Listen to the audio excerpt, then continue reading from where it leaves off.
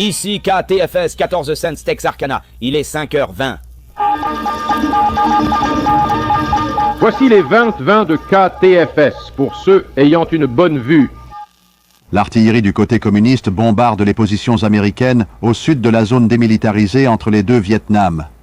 Les tirs, qui ont continué pendant toute la durée du vote sud-vietnamien, ont tué 8 Marines américains et en ont blessé 20. Encouragé par l'incident du golfe du Tonkin, le conflit est en passe de devenir une guerre à grande échelle. Un petit nombre de conseillers se transforme en dizaines de milliers de combattants. Alors que la nation continue d'accroître son implication dans une guerre que peu d'Américains comprennent. Les États-Unis ont l'intention de rester au Vietnam.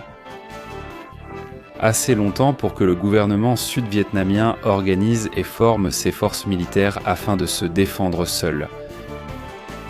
Mais à mesure que les tensions montent, le président Lyndon B. Johnson et son administration peinent à trouver le bon niveau d'implication, espérant contenir la menace communiste venant du Nord-Vietnam. Alors que les soldats débarquent, 1965 est l'année où la guerre du Vietnam commence véritablement.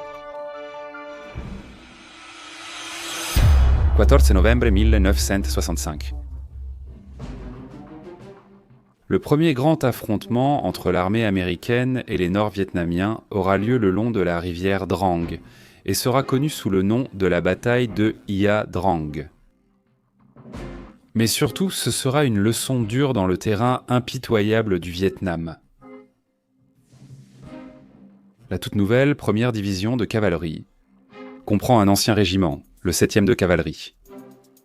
Autrefois, son commandant le plus célèbre était le général George Armstrong Custer. Leur première bataille pourrait rappeler la propre défaite ignominieuse de Custer. La première cavalerie est à la poursuite d'un régiment nord-vietnamien qui bat en retraite après avoir tenté de détruire un camp des forces spéciales américaines. En ce jour, le premier bataillon du 7e régiment de cavalerie se retrouve dans la vallée de Ia Drang pour une mission de recherche et destruction. 16 hélicoptères transportent la compagnie Bravo du commandant de bataillon, le lieutenant-colonel Hal Moore, jusqu'à la zone d'atterrissage X-Ray sur le côté nord-est de la montagne Chu Phong. Ils doivent sécuriser la zone afin de préparer l'arrivée des compagnies Alpha, Charlie et Delta. Ce sera une leçon difficile dans l'impitoyable terrain du Vietnam.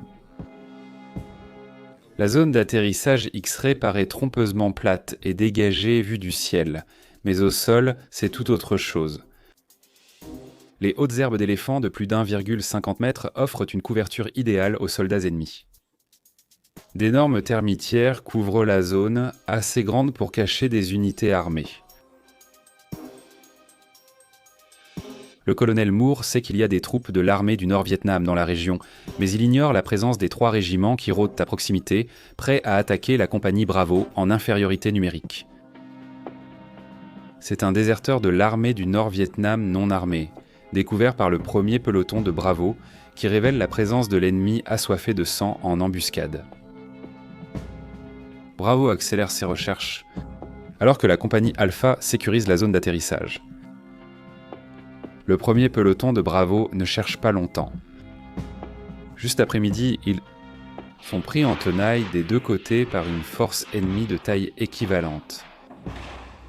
Le second peloton Bravo accourt pour les aider. En route, ils poursuivent une escouade ennemie en fuite et se retrouvent de bientôt coupés du reste du peloton. La 3e escouade du peloton voit une vingtaine de Nord-Vietnamiens courir vers de grandes fourmilières à leur gauche. La 3e ouvre le feu.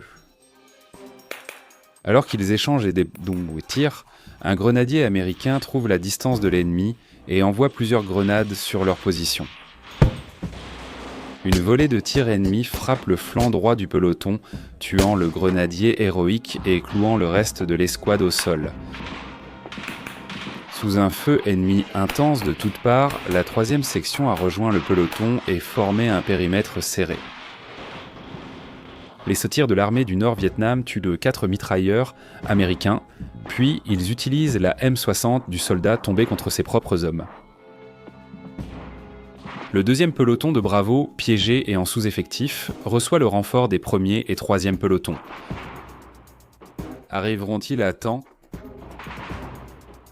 Pendant ce temps, Alpha et une partie de la compagnie Charlie débarquent à 13h30. Ce n'est pas un atterrissage sûr car des obus de mortier de 60 et 81 mm tombent sur les hautes herbes au centre de la zone. Le colonel Moore dépêche en urgence un peloton d'Alpha pour soutenir Bravo assiégé. Le chef du deuxième peloton de la compagnie Alpha, le sous-lieutenant Walter G. Marr, pousse courageusement ses hommes en avant, dans une escarmouche depuis la zone d'atterrissage brûlante et en direction du bruit des tirs ennemis. Ces hommes rejoignent le peloton Bravo et poursuivent leur progression. Ils aperçoivent une force de soldats de l'armée du Nord-Vietnam vêtus de kaki qui traverse devant entre milieu de la gauche vers la droite. C'est la même troupe ennemie qui avait séparé la deuxième. Les deux camps subissent des pertes lors de l'intense échange de tirs. Les troupes de l'armée du Nord-Vietnam se retirent et, à l'insu de Marm, manœuvrent derrière lui. Sans perdre de temps, Marm rassemble ses blessés et envoie d'un chef de section avec eux vers la zone d'atterrissage. L'homme revient peu de temps après. Ils sont encerclés. La situation est aussi sombre pour les autres. Le bataillon de Moore subit les tirs d'artillerie ennemis sur la zone d'atterrissage X-Ray. Charlie et l'avant-garde de Delta ne peuvent déployer que la moitié de leurs effectifs à cause des tirs. Le colonel Moore ordonne aux 8 hélicoptères restants de rester en retrait. La deuxième escouade, toujours encerclée par l'armée du Nord-Vietnam, subit des pertes de commandement alors que ses effectifs diminuent. L'escouade de 27 hommes perd 8 membres et déplore 12 blessés. Marm et ses hommes s'approchent à une centaine de mètres de cette section perdue, avant qu'un tir de mitrailleuse ne les prenne à 30 mètres devant eux, les stoppant net. Marm s'avance à découvert pour localiser précisément la position de l'ennemi.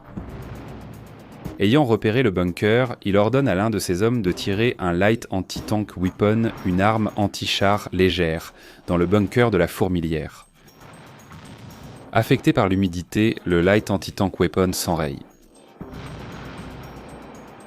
Brown prend la roquette, Light Anti-Tank Weapon la réarme et la tire lui-même dans le bunker ennemi. Mais ce n'est pas suffisant. Le tir de mitrailleuse continue. Marm se précipite hors de sa couverture vers la fourmilière. Au péril de sa vie, il lance une grenade par-dessus la fourmilière. Plusieurs soldats de l'armée du Nord-Vietnam sont tués dans l'explosion. Les autres sont tués par Marm et son M16. Il ordonne à ses hommes d'avancer. Ils quittent pour leur abri pour le rejoindre. Puis une balle de l'armée du Nord-Vietnam atteint Marm à la mâchoire inférieure.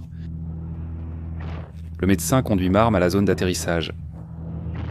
Il s'envole vers le camp de base, ayant sauvé la mission et la vie de ses hommes.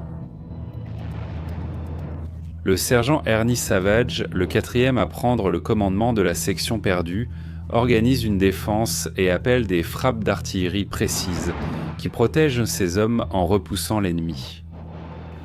Ils tiennent toute la nuit avant que des unités des 1er et 2e bataillons ne les rejoignent le lendemain. Pour ses actions ce jour-là, le sergent Savage recevra la Distinguished Service Cross. Le lieutenant Joe Marr reçoit la médaille d'honneur pour sa bravoure. Les pilotes d'hélicoptères, le major Bruce Crandall et le capitaine Ed Freeman, reçoivent également la médaille d'honneur pour leur vol vers et depuis X-Ray, transportant des munitions et des fournitures et évacuant les soldats blessés. Le président George W. Bush remet la médaille à Freeman en 2001 et à Crandall en 2007. Plus de 30 ans ont passé depuis les actes récompensés par ces distinctions. Le major Crandall a ramené les hommes à la base pour y soigner leurs blessures. Il avait accompli sa mission. mais il savait que les soldats au sol étaient moins nombreux et à court de munitions. Alors le major Crandall a décidé de retourner à X-Ray. Il a demandé un volontaire pour l'accompagner. Le capitaine Ed Freeman s'est avancé. Ils ont survolé la fumée et les balles à bord de leurs hélicoptères non armés. Ils ont livré des fournitures désespérément nécessaires. Il a évacué encore plus de blessés, même si l'évacuation médicale n'était vraiment pas leur mission. Si le major Crandall s'était arrêté, il aurait été un héros. Mais il ne s'est pas arrêté. Il est retourné à X-Ray 14 fois dans la vallée de la mort. Il a effectué ses vols, sachant qu'il faisait face à ce qui fut plus tard décrit comme un risque vital presque incroyable. Le major Crandall a piloté 3 hélicoptères différents dans la journée. 2 ont été trop endommagés pour continuer à voler. Il a continué à voler jusqu'à l'évacuation de tous les blessés et la satisfaction des besoins du bataillon. Lorsqu'ils ont atterri à leur dernier vol, le commandant Crandall et le capitaine Freeman avaient passé plus de 14 heures dans les airs. Ils avaient évacué environ 70 blessés. Ils avaient assuré une bouée de sauvetage qui a permis au bataillon de survivre à la journée. La citation du capitaine Freeman, des décennies après son acte héroïque. Les actes désintéressés de grande bravoure, la persévérance extraordinaire et l'intrépidité du capitaine Freeman étaient bien au-delà du devoir ou de la mission et ont donné un exemple remarquable de leadership et de courage à tous ses pairs. L'héroïsme extraordinaire et le dévouement au devoir du capitaine Freeman sont conformes aux plus hautes traditions du service militaire et font grand honneur à lui-même, à son unité et à l'armée des États-Unis. Quant à Crandall, sa distinction n'est pas moins remarquable, ni moins attendue depuis longtemps. La décision volontaire du commandant Crandall d'atterrir sous des tirs extrêmement intenses a insufflé aux autres pilotes la volonté et l'esprit de continuer à poser leurs propres appareils et aux forces au sol la certitude qu'ils seraient réapprovisionnés et que les blessés alliés seraient rapidement évacués. Cela a grandement renforcé le moral et la volonté de se battre à un moment crucial. Ces actions ont permis un réapprovisionnement crucial en munitions et l'évacuation des blessés. Les actes audacieux de bravoure et de courage du major Crandall face à un ennemi écrasant et déterminé sont conformes aux plus hautes traditions du service militaire et font grand honneur à lui-même, à son unité et à l'armée des États-Unis. À la fin de l'année 1965, l'armée américaine compte 184 000 militaires au Sud-Vietnam.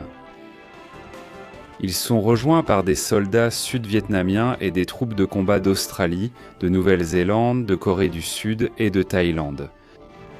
Ces pays et d'autres sont légitimement préoccupés par l'expansion communiste au Sud-Vietnam, à une époque où tant de nations sont rapidement tombées sous le communisme. L'engagement des États-Unis à s'opposer à l'expansion communiste et leur incapacité à parvenir à une solution diplomatique entraînent une guerre qui durera encore 10 ans après le début de Rolling Thunder.